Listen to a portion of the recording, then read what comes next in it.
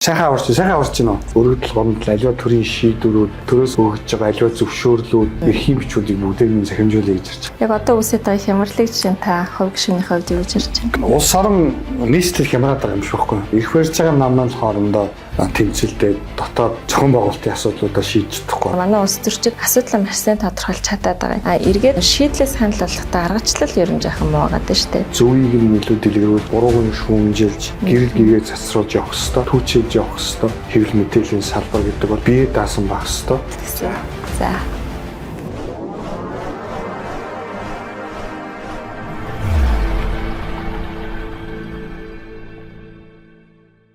Танд энэ өдрийн мэндийг хүргэе. Баярлалаа. Танд бас энэ өдрийн мэндийг хүргэе. Урилгыг мань хүлээж авсанд маш их баярлалаа. Тэгээд Politics Talk with Ari гэдэг нэвтрүүлэг маань одоо ингээ 2 дахь жилдээ явж байгаа нэвтрүүлэг. Тэгээд таны хэсгийн ахлагчийн хуультай холбоотойгоор би бас энэ хуулийн нэмэлт өөрчлөлтийг асууя, тодруулъя. За гишүүний өөрийнх нь ажлын явцыг бас тодруулъя гэдэг урьдчилан урилгыг мань хүлээж авсанд маш их баярлалаа. Баярлалаа. Тэгээд 2 жилийн турш маш олон асуудлуудыг шийдэж одоо өөрийнхөө сувгаараа тавьж явж байгаа тийм. Тэгээ энэ цагтаас урьдчилан их баярлалаа. Тэгээд нэг шаардлагатай байгаа шийдэх ёстой байгаа энэ хуулийн төслийг ярих боломжийг олгож байгаадаас их баярлалаа. За мэдээж хаваржаа өргөн сайхан байх. Тэгээ хаврын чуулган бас эхэлцээ явж байна. Тэгэхээр та өөрийнхөө одоо санаачилсан тэр нутгийн засаг захиргаа нутгийн дэвсгэрийн нэгжийн удирдлагын тухай хуулийн төслийн өөрчлөлтийг явцыг ярьж өгөөч. Сайхан аварч гинөө. Сайхан заа. За хаврын чуулган хэлснээс хойш ямар ч байсан яг өөрийн санаачилсан мөн нэлээд хэдэн гишүүдийн дэмжлэгтэйгээр өргөн барихад бэлэн болсон хуулийнхаа төслийг бол одоо ингээд бэлтгэжээд манай газар төгчөөл хүлээгээл байж байна. Одоо хүлээгээд байж гин гэдгийг маш удаан хугацаанд ярьж байна. Одоо нэгэнтээ бараг сар шиг өнгөрчлөө. Засаг хурлын гишүүний хамгийн түрүүнд хийх ёстой ажил бол хуулийн төслийг өргөн барих шүү дээ. Аливаа хуулийн хэрвээ ямар нэгэн гажуудал байгаа болол завсардал байгаа болол тэрийг нь засах хуулийн төслийг өргөн барих нь улсын хурлын гишүүний хийх ажил. Тэр утгаараа бол ямар ч байсан энэ хуулийн төслөө одоо өргөн барьчаад хизээ бидний энэ хуулийн төслийг одоо хүлээж авах бол гэж твшээртэйгээр хүлээгэл байж. Өөрчлөлтийн тухайд нэг үндсэн хуультай зөрчилдөж гин гэж бас нэг ярьсан даа. Үндсэн зарчим, үндсэн одоо санаа нь бол энэ юм. Үндсэн хуулиараа болол яг энэ засаг захиргааны нэгжмэн аймаг нийслэл сум дүрэг баг хороод гэж явдаг. Гэтэл яаж ийм нөхөр бодит байдал дээр амьдрал дээрээ ахаа хорооныхон дор хэсгийн ахлагчаа хэсгийн зохион байгуулалттай байна гэдэг хууль бус шийдвэр гаргаад энэ дээр үндэслээд иргэний хуулийн дагуу гэрээ байгуулад хороодын засаг даргана. Төрийн үйлчилгээг иргэний хуулийнхын дагуу иргэдийг шууд гэрээ их байдлаар иргэдэд үйлчлэгийн үйлчлэгийг хүргээд байна. Энэ бол байж болохгүй зүйлээ. Тийм учраас энийг засах ёстой гэсэн ийм хуулийн төсөл юм. Нэг ясандаа төрийн үйлчлэгээ гэдэг бол төрийн албаар дамжиж явах ёстой. Иймэрхүү үйлчлэгээнүүд байна. Нийтдээ 4500 орчим үйлчлэгээнүүд байна шүү дээ. За энэ үйлчлэгээний чинь мараг тал нь e-Mongolia гэдэг платформ дээр орчихсон явж байгаа. Өнөөдөр бол иргэн болгон бол яг e-Mongolia-гаар гар утсаараа дамжуулаад үйлчлэгийг авчдаг. Болоод нэгэнтээ хөвшигдсэн байна. За мэдээж тодорхой хэмжээний яг хороон дээр баг дээр үйлчлэгээнүүд байна. Энийг үзүүлж байгаа арга хэлбэр нь өөрөө болохгүй байна. Хууль зөрчил байна. Энэ өөрөө эрсдэлд оруулаад байна. Иргэдийн хувийн мэдээллийг эрсдэлд оруулаад байна. Үйлчлэгээ мань өөрөө алдагдаад байна. Үйлчлэгээ мань өөрөө улс төртэй холбогдоод байна гэдэг ийм санаа явж байгаа. Тэгээ энийг засахын тулд бид нар яах ёстой вэ гэхээр үндсэн хуульд нь одоо тааруулаад энэ нутаг дэвсгэрийн нэгжийн удирдлагын тухай хуульд бид нар өөрчлөлт оруулж таарна. Мөн нийслэлийн эрх зүйн байдлын тухай хуульд өөрчлөлт оруулж таарна. Энтэй холбоотойгоор дахиад засгийн газар чиглэл өгч таарна. Яагаад гэвэл 1900 гаруй хүний ажил амьдрал эргэж байгаа учраас. Энэ хүмүүсийн чиний олон жил ажил хийж иргэдийн төлөө үйлчилж ирсэн учраас бас тодорхой хэмжээний эрх зүйн байдлыг энд дээшлүүлэх ёстой. Тэгэхээр энэ хууль маань одоо сонгуультай холбоотой гэхээсээ илүү, улс төртэй холбоотой гэхээсээ илүүтэйгээр үндсэн хуулийг тааруул бусад хуулийг засаж залруулах, улсын төсвийг хэмнэх, төрийн үйлчилгээг улс төрөөс ангид байлгах, илүү боловсронгуй, илүү хурдан төрийн үйлчилгээг бий болгох ийм зорилтын төлөө хуулийн төсөл юм байна. Ааха. Хэсгийн ахлагчид та түрүү хэлжтэй хуульд байхгүй хэрнээ дүүргийн иргэдийн төлөөлөгчдийн хурлаас хэсгийн ахлагчийн тоог батлаад гэрээлээд яваад байгаа гэд тий. Тэр гэрээлж амжилтын тодорхой цалин хүсний асуудал яригдах гэдэг. Та төсөв төртгийг нь судалж үзсэн үү? Одоо ер нь тоо ямар байна? Яг нийслэлээр бол одоо сая 200 мянган төгрөгийн урамшууллыг нэг сард нэг хэсгийн ахлагч авч байна. За. Ингээ нийт дүнгээрээ зөвхөн Улаанбаатар хотын иргэдийн төлөөлөгчдийн хурлаас гаргасан энэ шийдвэрийн дагуу 29 тэрбум төгрөгийг хэсгийн ахлагч нарт олгож байгаа. Нэг жилдээ гэсэн үг үү? Тий. Аха. Нэг жилийн хугацаанд. Тэгэхээр одоо төсөвт ирж байгаа ачаал тэр хэмжээгээр хэрэв хэсгийн ахлагчны асуудлыг шийдвэл буурах боломжтой. Боломжтой шүү дээ. Ямар хөө байдлаар тэгвэл энийг зарцуулж болох вэ гэхээр одоо бидний үнэхээр яригдаад байгаа энэ нөгөө үндсэн үйлчлэгээнүүдийг бид нар захимжуулж боломжтой байна. Нөгөө талаараа мэдээж хороонууд дээр нэг үндсэн асуудал байгаа. Хэсгийн ахлагчийг яагаад гаргаж ирж байна гэхээр хорон дээр байгаад байгаа төрийн албан хаагчдын орон тоо хүрэлцэхгүй байгаа учраас гэдэг нэг үндсэн шаардлага байдаг. Тэгвэл хороонуудын зохион байгуулалтын өөрчлөлт. Бид нар чинь хууль батлаа баахан 14 дэд хоттой байна гэд заагаад өгч. Тэрийг ерөөсөө цааш нь явуулахгүй гацаацсан байна. Тэгэхээр яах вэ гэхээр бид нар хорооны зохион байгуулалтыг шинжилж хийх боломжтой болж байна. Төрийн үйлчлэгийг ахаад бүрэн хэмжээгээр нь захимжуулах боломжтой бол. Өөрөөр хэлбэл хашааны төсвийн мөнгийг хэмнэх гэдэг бол юм хийхгүй байсан ч гэсэн сайн. Хэмнэлттэй амьдрал сурна, илүү зохион байгуулалтад үр ашигтай зарцуулалт хийнэ гэдэг бол ямар ч тохиолдолд сайн.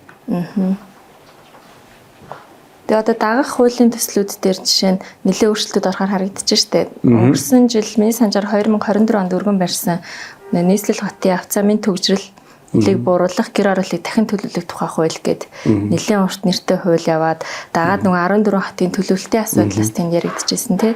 Тэгэхээр одоо энэ хуулийн төсөл өргөн баригдаад батлагдах цаг мөчид чинь бусад хуультайгаа хэрхэн интеграцийг хэр төлөвлөж байгаа энэ талын төлөв. Бидний хуулийн төсөл бол харьцангуй цомхон тодорхой эдхэн заалтуудад л нөлөөлж байгаа.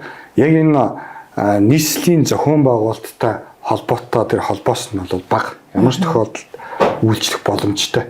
Ийм хуулийн төсөл байгаад байгаа. Тэгэхээр харин бид нар ярих ёстой бас таарч байгаа байхгүй. Ягаад бид нар ингээд бүтэн нэг хууль баталчаад тэр маань ингээд одоо байхгүй болчиход идэг. За орон нутгтай холбоотой хэсгийг нь цааш наваа явчих. Нийслэлтэй хэсгийг нь үлдээчих гэдэг ийм байдлаар хандж болохгүй. Иймэрхүү энэ хандлагууд бол нэлээд хэд удаа сонсогдсон. Ер нь иймэрхүү бодлого бариад явах гээд байгаа мэн гэж би ойлгосон ирэх барьж байгаа нам.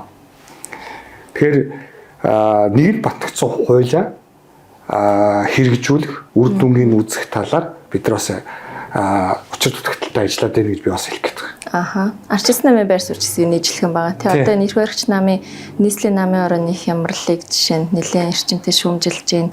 Тэгэхээр энэ тал дээр бас таны өргөн барьсан хуулийн төсөлд уялдаж л надад харагдаж байна л та.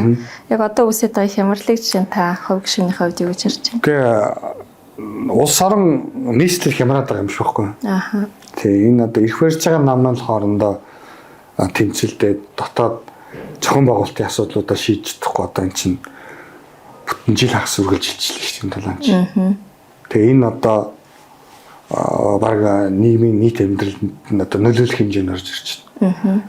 Зөвхөн улс төр гэхгүйгээр амьдралд нөлөөлж эхэлж байна. Бүх асуудлууд улс төртэй холбогдоод идэг болчихлоо шүү дээ. Улс төржилтөөс их юм байхгүй шүү дээ. Улс төржилтөд санхүү зогсож байна тий. Хардтаас их юм байхгүй шүү дээ. Амьдрал ерөөсөө явдгүй гацчдаг. Уул шугамдаа бол улс төрт юу болж байгаа нь зүгээр энгийн иргэн тийм чухал асуудал биш байхгүй. Тий, шууд нөлөөлөхгүй тий. Шууд нөлөөлөх эсвэл тэгэхээр яаж ийна гэхээр өнөөдөр сошиалор, интернетээр, телевизээр дүр улс төрч. Тэр харьцаа найлуулах баг байж ижил иргэний амьдрал, нийгмийн амьдрал илүү амар амгалан байх хэрэгтэй байх гэж харж байна. Тэгээ би яагаад ингэж асуугаад байна гэхээр таныг өрсөнтэй холбоотойс олон нийтийн байр суурийг сошиал ертөнцөөс харахаар хэсгийн ахлагч нар гэдэг чинь ер нь бол Монгол ардын намын ч гэдэм үү те өөрийнх нь сонгуул ирэх барьж байгаа намын одоо сонгуулийн системийг өгсөрдөг гол одоо гар хөлн гэдэг юм аа. Тэгэхээр энэ хэсгийн ахлагч нарыг ер нь заавал байлгах шаардлагатай юу гэдэг иргэдийн бас өөрсдийнх нь нейтралны байр суурь байгаа тань. За тэгмээ саяны тэр нийслэлийн одоо Монгол Ардын намын хямралч гэдэг юм уу тий нийслэл дээр өрнөд байгаа асуудлуудыг харахаар бас нэг мега прожект дээр явж байгаа тэр хямралын асуудал энэ хоёр ирэхэд уялдаж харагдаад байгаа юм л та логикийн хувьд. Тэгэхээр магадгүй энэ одоо мөнгөний асуудал ч гэдэм үү хэсгийн ахлагч нар өөрсдөө сонгуулийн систем өгсрөх гол хэрэгсэл гэж үзэх юм бол энэ хямрал цаашдаа жишээ нь биднэрт 2027 оны ерөнхийлөгчийн сонгуул 28 оны их хурлын сонгуульд нөлөөлөх үү? Нөлөөлнө шүү дээ. Нөлөөсөр ирсэн. Тэгэхээр энэ хэсгийн ахлагчтай холбоотой асуудлын зөв нэг их хэсгийн сонгуул юм байна л да. Тэгээ би бол зөвхөн сонгуультай холбож харахгүй байна. Илүү энэ улсын төсөв төрийн үйлчилгээ гэдэг өнцгөөс нь харуул уг нь илүү том зураг харагдах хэвээр. Тэгээд яалтч байхгүй өнөөдөр улс төртэй холбогдчиход байгаа. Энэ яаж яана гэхээр иргэдийн сонгогдохтой чөлөө сонголтоо хийх сонгосон төлөөлөлөөрөө дамжуулж засгийн эрх барих гэсэн үндсэн эрх байна шүү дээ. Энд халдж байгаа асуудлууд байгаад байгаа байхгүй. Маш олон тохиолдлоор батлагдж байгаа, баримтаар нотлогдож байгаа асуудал. Энэ бол энэ чигээр байлгаад байх юм бол улам даамжир. Гэтэ энэ зөвхөн нийслэлийн хэмжээнд биш гэсэн үг тийм. 20 орн бүхэл бүтэн улсын хэмжээнд л энэ нөлөөлөх гэсэн үг. Гэтэ нэг газраас эхлэх ёстой шүү дээ. Тийм шүү. Энэ том мөс бол нэг газраас нэг цахаасаа эхлээд хагарч эхлэх ёстой, гисч эхлэх ёстой. Тийм учраас өнөөдөр нийслэлд анхаарч. Тэгээд маш их олон баримтууд байдаг.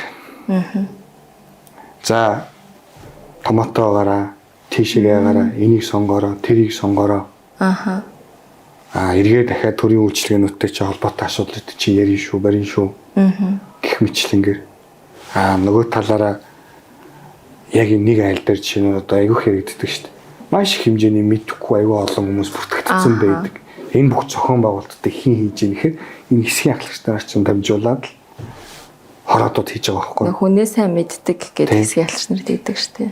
Тэгэхээр бидний нөгөө байгуулах гэдэг энэ нийгэм чинь юунаас эхлэх вэ гэхээр яг энийг хэрхэн сонгуул өгөх вэ?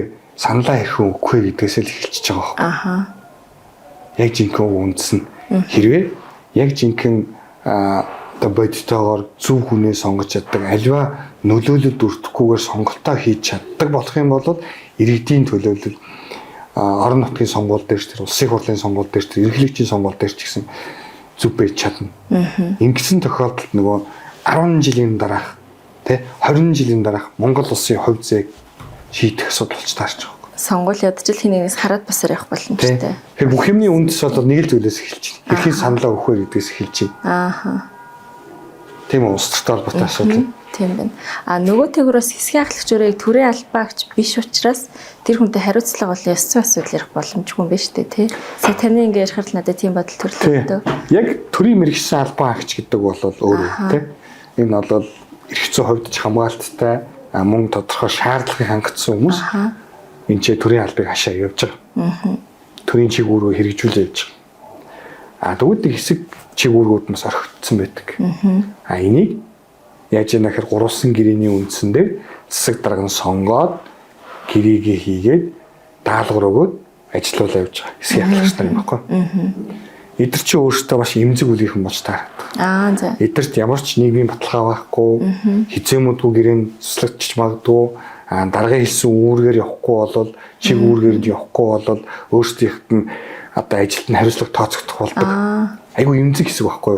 Энэ эмзэг хэсэг нь өөрөө яг энэ эрх зүйн баталгаа байхгүй учраас өнөөдөр улс төрийн нөлөөнд нь илүү ороод хүртээдэг. Татвалцсан аргагүй гэдэг шиг л юм болчиход байгаа юм биш үү? Тэгээс нөгөө талаа. Энэ дарганаасаа өгсөн хууль ёсны байна уу, хууль ёсны бус байна уу? Энэ үүрэг даалгаврыг биелүүлэхээс өөр аргагүй нөхцөл байдал орчод байгаа.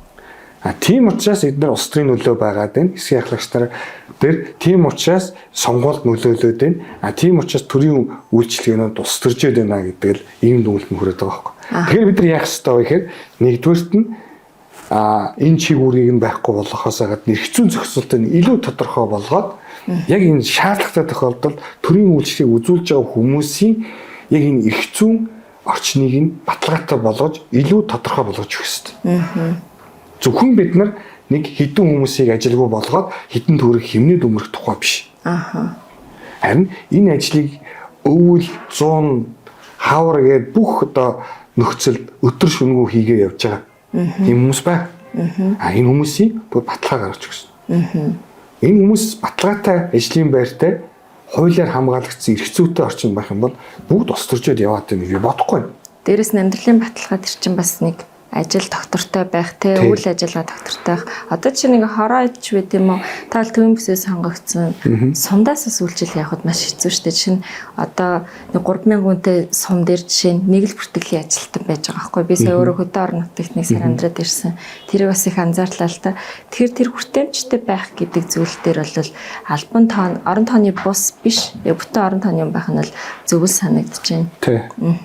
Яг л тийм нэг одоо байгаа жишгээр бол нэг хорон дээр 4-5 яг төрийн албаагч байгаа шүү дээ. Тэгээд тэд нар чи ханаж хүрэхгүй. Тэгэхээр хийж байгаа ажлыг нэг талаас захимжуулаад багсах ёстой. Нөгөө талаас нь энэ ажлыг хийж байгаа иргэдтэй харьцаж байгаа энэ хүмүүсийн баталгааг нь бас сайжруулж өгсөн. Ингэжиж ус төрждгөө бол ингэжиж аливаа нэгэн сонгуульд одоо ус төрсөн хэлбэрээр оролцдоггүй болно. Аливаа нэгэн намаас, аливаа нэгэн бүлэглэлээс хамаардгүй болно гэсэн. Энэ байдлыг хорон дээрээ баг дээрээ бид нар цэвэршүүлж иж иргэдийн сонголт маань өөрөө илүү бодиттой болно. Илүү одоо сонголт нь үнэн болж таарна. Үйлчлэгээ сайжирна. Энэний ард дээр бүх нөгөө нэг олон яригадаад идэг цаасны ажил, нөгөө нэг төлөвлөгөөний ажлууд, хөгжлийн хөтөлбөрүүд эдгээр чинь жинхэнэ утгаараа хэрэгжих юм эхлэх байхгүй. Тэгэхгүй яаж юм гэхээр бид нар ч одоо энэ эндээс наваас сэглээд нэг санаанд орсон нэг асуудал авч ирэл хууль баталдаг. Нөгөө хууль нь очиод өөр нэг хуультай зөрчилддөг. Бас нэг журмууд гардаг. Тэр журмууд нь бүгд нэг нэгээ зөрчдөг. Ингээ явдуу хий эргээд идэг. Тэгээ яаж юм гэхээр нөгөө төрийн албан агч чинь өдрөөс өдөрт нэг хідэн жирхэг цаас үлдэх тайлан хийгээд тоонууд хийгээд л ингээ байж идэг. Хурд зөвлөгөөнүүд дээр орж ирэхээр нөгөө тоонуудаа ярьчил гардаг. Асууж байгаа улсууд нь нэг 3 минутын дотор асуугаад өнгөрөхөөс өөр аргагүй болчихдог. Нэг газраас эмгэгч гисэнд орж эхлэх ёстой. Тэр газар нь бол хороо баг. Өөрөөр хэлбэл ерөнхийгөөс нэг рүү биш, нэгжээс ерөнхий рүү явж бид нэр доороос нь дээш нь ч гэдэм үү, эсвэл жижигээс том руу ч гэдэм үү те. Логик гэдэг энгийн зарчим штэ энэ чинь те. 30 жилийн турш бид нар юм ярьж илээ штэ. Энэ донд буруу ярьсан, муу юм ботсон хүмүүс би байхгүй гэж бодож байна. Бүгдээ л хүчлийн тухай ярьж байгаа. Бүгдээ л иргэдийн боловсролын тухай ярьж байгаа. Бүгдээ л сайн сайхан амьдралын тухай ярьж байгаа. Ярьсантайгаа харьцуулах юм бол хийсэн нь бидний амьдралд үлдсэн гарт баригдж байгаа нь бол ярьсангүй бага байна. Тэгээ миний харсан зүйл юу гэхээр эхлээд нэгжээсээ эхлээд засаад бид нар явах хэрэгтэй байна. Нэг юм тогтолцоор орох хэрэгтэй байна. Тэрний хамгийн ихнийх нь бол энэ хэсгийн ахлагч нарын эрх зүйн байдлыг нь шинжлэх хэрэгтэй байна. Бас ийм дүгнэлтэнд хүрсэн. Бид таны нөгөө нэг ерөнхийдөө бэлдсэн хуулийн төсөл болон танилцуулгыг бас харсан нэмэлт өөрчлөлтөөр нийт 3 заалтанд өөрчлөлт оруулах юм байна. За тэгээ ингээ явахаар сайн хэлж байгаа шиг нэгжээс ерөнхий рүү бид нар яваад алдааг завхруулах юм. Одоо нэгэнд одоо ингээ засааг байгаа юм засаад явах юм байна гэдгийг бол харлаа. За тэгэнгүүт зөв миний харсан өнцгөр болохоор манай улс төрчид асуудлаа маш сайн тодорхойлж чадаад байгаа юм. Эргээд шийдлээс санал болгохдоо аргачлал ер нь жаахан муу байгаа даа шүү дээ. Тэгэхээр энэ тал дээр жишээ нь бид нар одоо би төвийн бүстэй холбож асуух гэдэг юм л та. Санаантаа бол одоо дархан төв тэгээ хашгаа сэлэнг гэдэг тий 3 одоо яг суурин газрууд шүү дээ. Харьцангуй энэ малаж хог гэхээс илүү суурин газар ихтэй газруудаас сонгогдоод явж байна. Эргээд одоо энийг хэрэгжүүлснээрээ хөрсөн дээрээ буух одоо чинь танай тойрог төрөл төсөөлж үзээ л та тий аргачлал нь өөрөө юу байх вэ? Гэхдээ энэ бол зөвхөн одоо нэг бүс дээр хэрэгждэг ч гэдэг юм уу тийм бол зүйл бол биш. Тэгээд хэрвээ та анзаарсан бол нийслэлийн эрх зүйн байдлын тухай хууль гэдэг нийслэлийн хэсгийн ахлагчтай холбоотой асуудлыг илүү их хөндөд явж байгаа шүү. Энэ юу харуулад байна гэхээр яг нийслэлд байгаа хэсгийн ахлагчны үүрэг орол илүү байгаад байгаа учраас олцоо илүү байгаад байгаа учраас нүд ингээд харч нэгтаршил гэдэг зүйл их байгаад байгаа учраас манай төвийн бүсийн хувьд гэх юм бол яг энэ онцлогоос хамаараа зөвхөн төвийн бүсч биш. Улаанбаатар хотоос бусад газруудад бол яг энэ нутаг орныхоо онцлогоос хамаарат харилцаа холбооны нэг технологи хөгжсөн хэсгээс үл хамааран яг энэ төрийн үйлчлэгээ харилцаад үрж байгаа. Энэ дээр бол нэм тэргуунд нь захимжуулахаас та мөн ахаа сүлжээний асуудлууд гэдэг хүчний асуудлууд байгаад. Тэгэхээр нутгийн зовлон өөр байна. Технологийн дэвшлиг ашиглаж шин төрийн албыг хэлбэршүүлэх гэх таны түрүүний ярьсан санаан дээр бас нэгэн бодоод л юм л та. Аслагдмал сумдуудад жишээ нь интернет өөрөө холболтой өгсөн байгаа гэдэг шүү дээ. Тэрийг ялч ингээл механикаар хүмүүс шийдээд байна те. Ямар нэгэн байдлаар сумын засаг дарга нэг өөрсдөө явдаг ч юм уу. Үүнээс гадна ер нь төрийн үйл ажиллагаанд те технологийн дэвшлиг нэвтрүүлэх чиглэл. Тий. Та юу гэж байна? Одоо би энтэйгээ залгуулаад дахиад дараагийн хууль руу орох юм. За. Тэр хоёулын жишээ нь ямар утга агуулгатай байх вэ гэхээр өргөдөл гомдол аливаа төрийн шийдвэрүүд төрөөс өгж байгаа аливаа зөвшөөрлүүд эрхийн бичвэрийг бүгдийг нь захимжуулъя гэж ирж байгаа.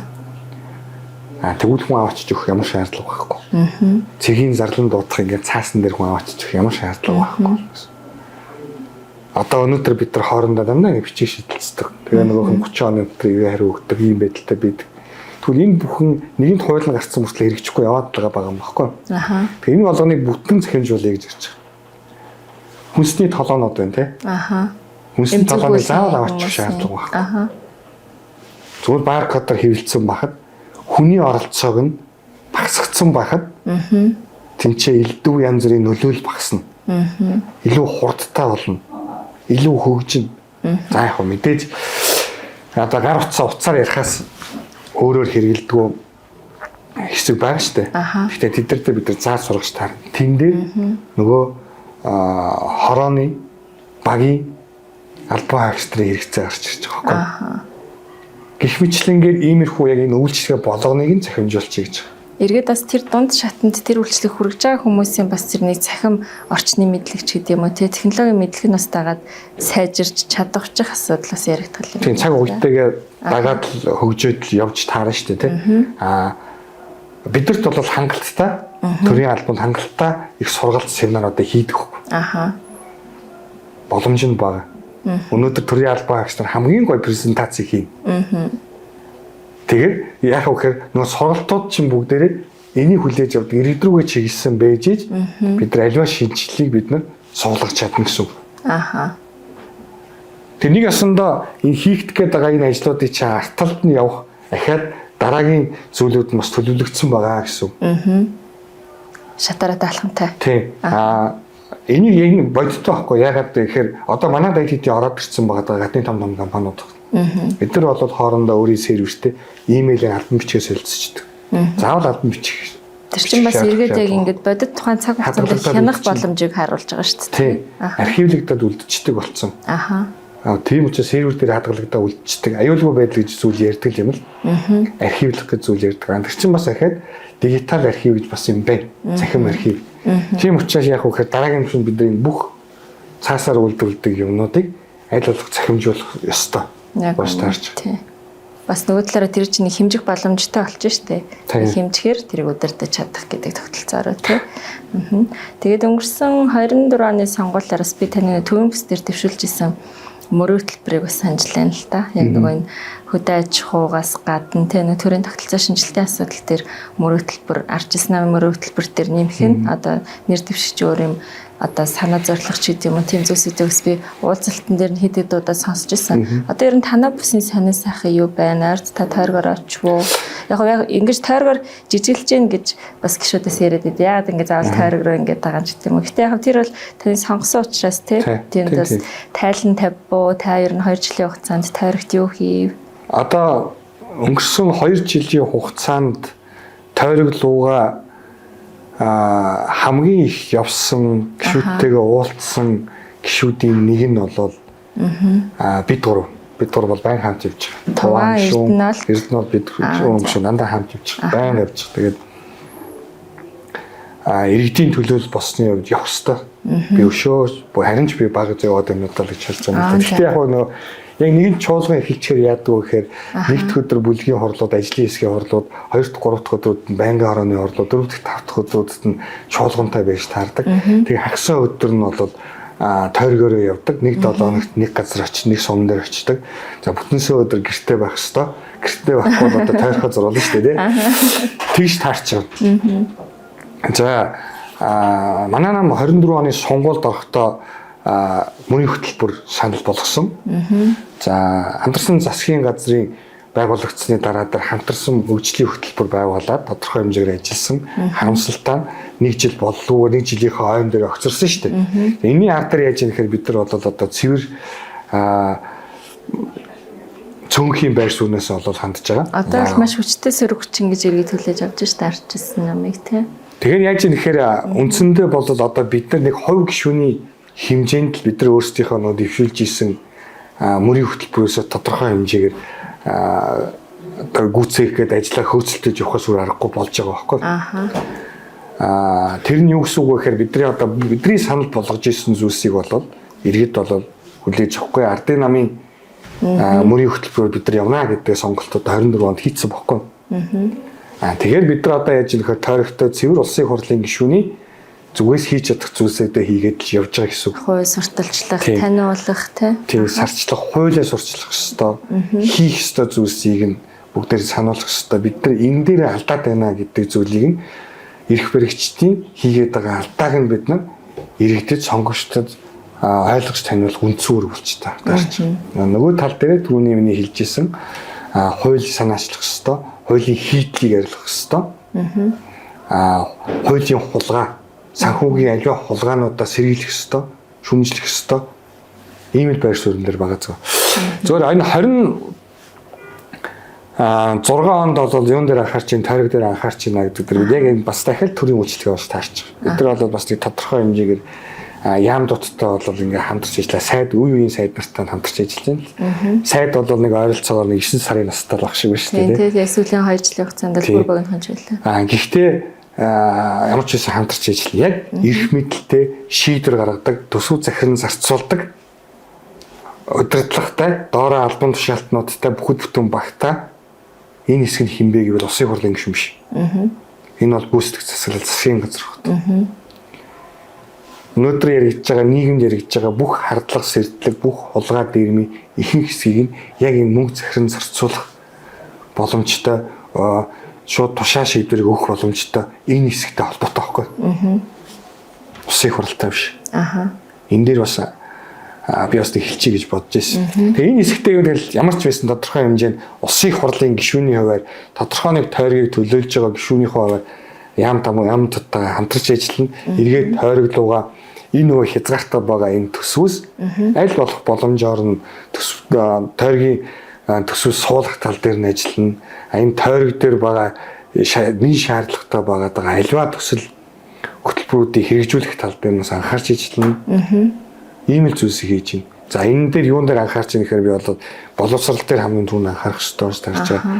Ахмадын халамжин дээр анхаарах хэрэгтэй болж тарж байгаа. Залуучуудад ажил хийгээд амьдраад энэ улс төрийн аливаа нөлөөллөөс ангид зүгээр л ажиллаа хийгээ сайхан амьдраж явдаг энэ боломжийг нь яаж олох вэ гэдэг тал дээр л одоо анхаарал хандуулж явж байна. Эргээд бас тэр нэг бүсэд өөрт нь одоо хуваарлаж байгаа төсвийн зарцуулалтын дээр бас манай хяналт тавьж байгаа ах тий. Тэгээ 2 жил 9 сарын хугацаанд би нөгөө төсвийн зарлагын хяналтын дэд хорооны даргыг хийсэн. Тэгээ энэ хугацаанд төсвүүд тавигдаад үйл ажиллагаа нь гацаад зогсон байдалтай байгаа нэмэлт хөрөнгө оруулалт хэрэгтэй болсон ийм төслүүд дээр судалгаа хийгээд яг энэ дэд хорооныхоо хэмжээнд тэгээ тайланг нь гаргаад өгсөн байгаа. Аман тодорхой нэг хэдэн сонгосон жишээнүүд дээр өөрийнхөө веб пэйжээр бас гаргасан олон түмний анхаарлыг хандуулсан гэхэд ямар хөө чинүүд гэдэг хөө зөвхөн сургуулийн төсөнд тавьчихдаг.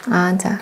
Тэнгүүтээ устай холбоотой, дулаантай холбоотой, цахилгаантай холбоотой тэр төсүүд нь тавигдаг, зураг төсөл хийгдээгүй гэж ажил нь эхэлцүүлсэн газрууд байна. Тэгсэр нэг гэрэнийхэн сахиужилтан гараа авцсан байж. Сахиужилтан гараа авцсан, байшингаа барьцсан. Тэгсэн мөртлөө тэн дээр нь дулаан байхгүй, цахилгаан байхгүй ингээ гаццсан.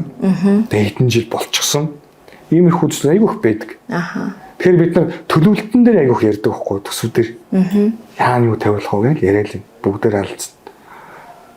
Яг төсөв хилцэж явах үед төрийн ордноор дүүр машин, дүүрэн дарга цариг нар болчдөг. Тэгэл төсөв батлагдлаа тэрнээс хойш бүгдээрээ чив чимээ болчих. Тэр эргэх холбоо хэдэн дөрөв яаж зарцуулагдсан юм? Ямар үр дүнтэй явж байгаа төсөв гэдэг дээр нь анхаардаг байх хэрэгтэй. Манай хэвлэл мэдээллийн ч гэсэн энэ дээр бас ач холбогдол өгж явмаар юм байлээ. Одоо сая энэ туулын уртны замын жишээ ч гэсэн тэр шүү дээ. Гэрээ байгуулад мөнгө нь гараа авчиж гүйцэтгэл хаана нэг гэдэг нэхэж явсаар хагаад бас нэг юм кейс рүү орчих шиг боллоо л доо.